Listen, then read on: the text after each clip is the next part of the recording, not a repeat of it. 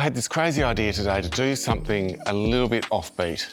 What I want to do is turn a circular building into a flat strip. I'm inside an old battery.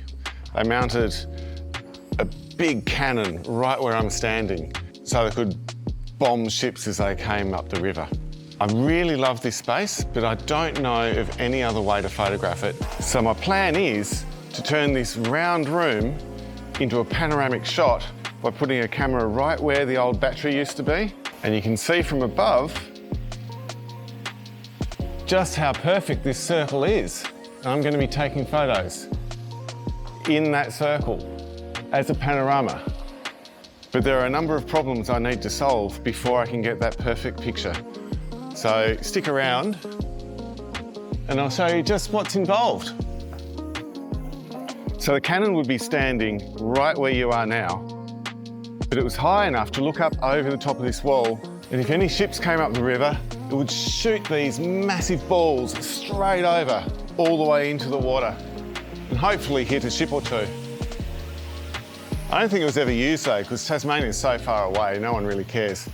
So we've got the camera dead centre of where the gun battery used to sit, but I don't think this is actually the middle. Now, I didn't bring any tape measure because I wasn't thinking when I left the house, but I do have my legs. 1, 2, 3, 4. 1, 2, 3, 4. This way is going to be a little bit more tricky because there's no back wall, and I have a feeling it's not entirely circular because that side over there is a bit flat. But with my 4 paces from either side, I should be able to get 4 paces from this side. 1, 2, 3, 4. Next we need to make sure that the camera is set up as close to the middle vertically of the wall as possible.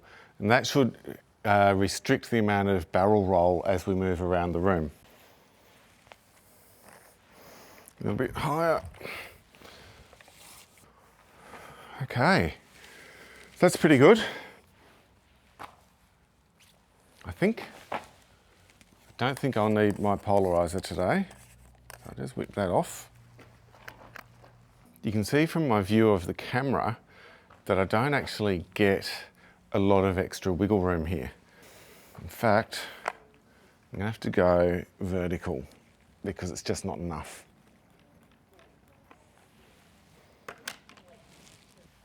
Yeah, that's better.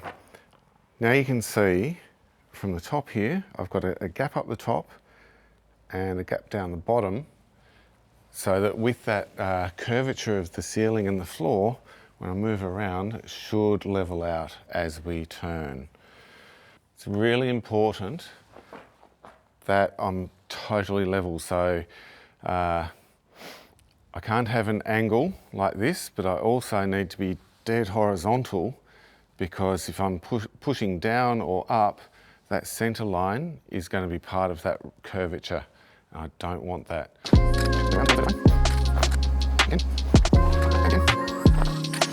Something's happening here.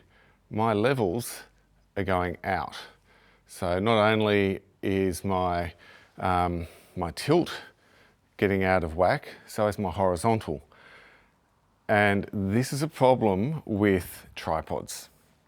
And I actually wanted to talk to you a little bit about tripods because this has been a major frustration of mine over the years. When we're doing panoramas, even when the camera is dead level, once you start moving around, you'll see that you start listing to one side. And you think that having the ball head, everything's going to be perfect, but that is just not the case. Your typical ball head has this rotating section at the bottom, and then the ball head and the plate at the top.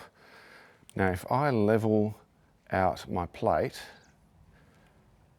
so that the air bubble in the circular level is dead centre-ish, as soon as I start rotating this, you can see that air bubble's just moved right out of the middle. And so what this means is that what's starting off as level, slowly tilting. And this is going to mess up any panorama shot you've got. Now to combat this, you need to have the base dead level. which isn't actually possible because you just don't know what's going on with the ground. So there are a couple of things you can do. First thing is get rid of this. We will put this back on again, but we need to remove it to put something else in its place. I went to the trouble of ordering this leveling plate. Now this, it's a really great idea. It's pretty impractical.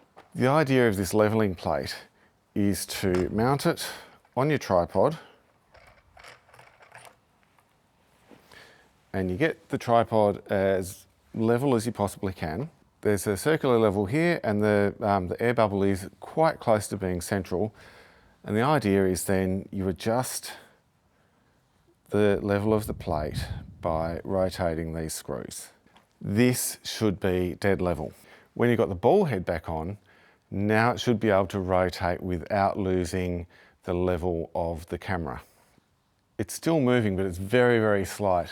And I don't think you'll ever get anything dead level, but that very slight movement means that you're able to get a proper panoramic shot without having it list to the side.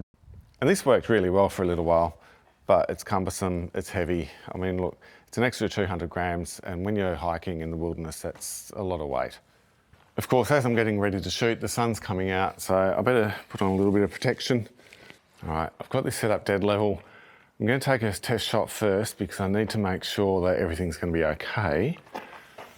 It's kind of difficult to get the light right because the sky is so much brighter than down here. But I also don't want to overexpose the sky. Well, I'll bracket it, and at least then if I need to, I can kind of overlay the brackets. Another reason why you might want to bracket is because this side is darker and this side is brighter because the sun is shining kind of down this angle, and there's a bit of a curvature. Although now, while the sun's behind a cloud, we might actually do okay. 1, 2, 3.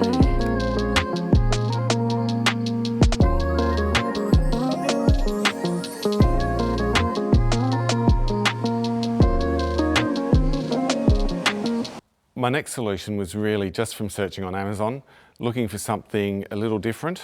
Now this is a rotating plate that sits in your 𝘭𝘧𝘧𝘪𝘭𝘪𝘢 mount. So it just slides in like that. Biggest problem with this one is that this screw goes directly into the bottom of your camera, and I like to have my L bracket on my camera so I can flip it around whenever I need to. I ended up just throwing it in the cupboard for like a few months.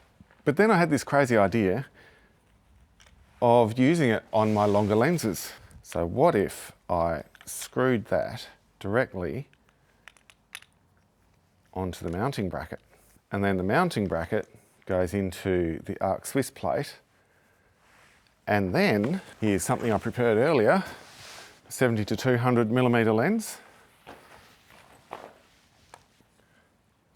Put that in there like that. And now I can rotate that easily. And so on a bigger scene, certainly not this one, if I get up to the top and take a panoramic shot of the entire river, this one will come in really handy. I've got 3 different leveling windows around. This one doesn't matter so much now. These 2 should be the same because they're on the same kind of level playing field. So all I need to do is move this around until I get that in the center, as best as I can see from this angle.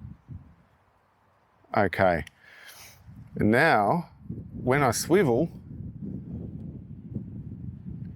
see this isn't moving at all, and with any luck, the whole camera is going to stay level as I swivel it around.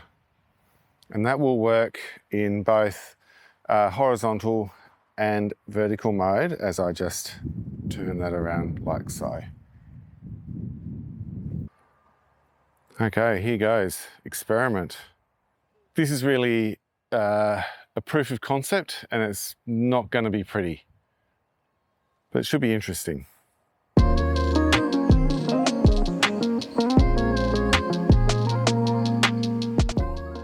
Now you can't really see because I've been moving around, but these levels on my camera here did shift just a little, but I don't think it's even anything that's worth noting because it's like one step on either side. That's it.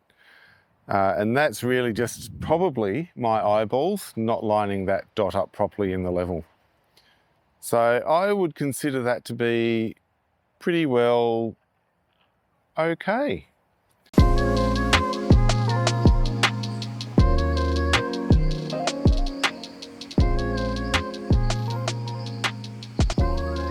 So what do you think? Is it worth investing in these accessories, or should I just bite the bullet and get myself an even better, more professional head? I'm in two minds. I'd still like to find something that could get this plate leveled off, and maybe I'm just gonna have to ditch this cup and ball idea and put the regular plate into the tripod. Time will tell. I don't do a lot of panoramas, but when I do, I wanna make sure that they're hassle-free. Anyway, I'll leave a link below for each of these accessories I've shown you, including the tripod. And the tripod is pretty freaking amazing. Anyway, thanks for watching. I'll see you in the next video. See you then.